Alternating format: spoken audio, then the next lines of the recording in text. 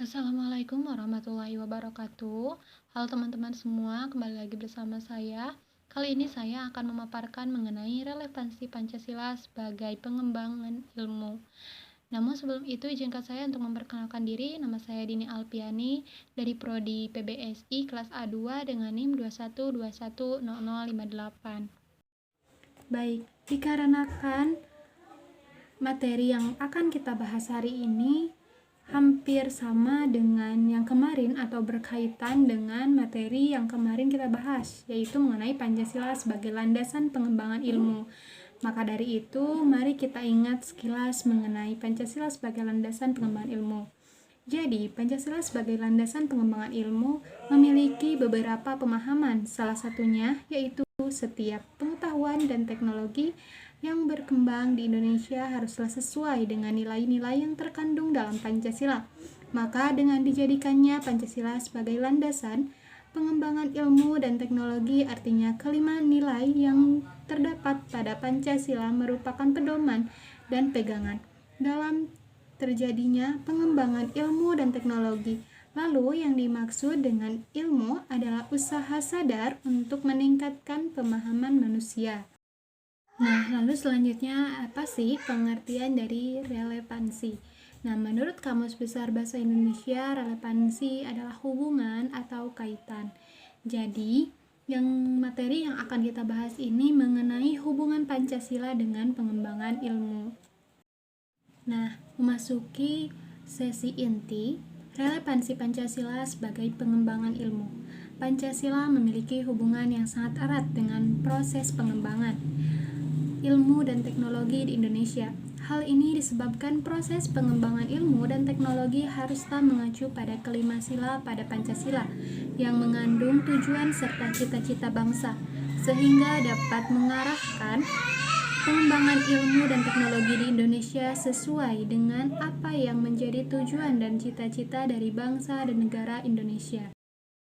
Yang selanjutnya yaitu peran Pancasila sebagai relevansi atau landasan bagi pengembangan ilmu dan teknologi, yaitu yang pertama menjadi tolak ukur.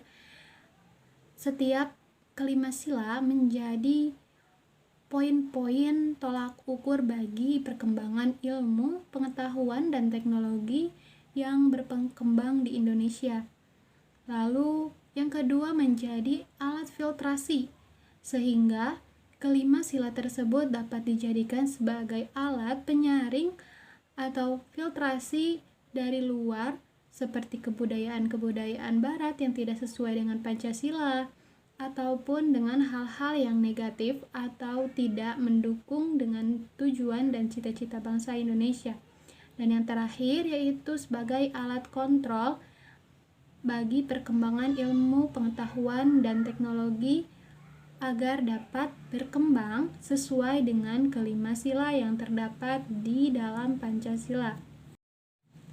Lalu, mengenai tantangan Pancasila dalam pengembangan ilmu, yaitu yang pertama, adanya tantangan globalisasi yang menyebabkan lemahnya daya saing bangsa Indonesia dalam mengembangkan iptek, sehingga Indonesia lebih berkedudukan sebagai konsumen daripada produsen dibandingkan dengan negara lain.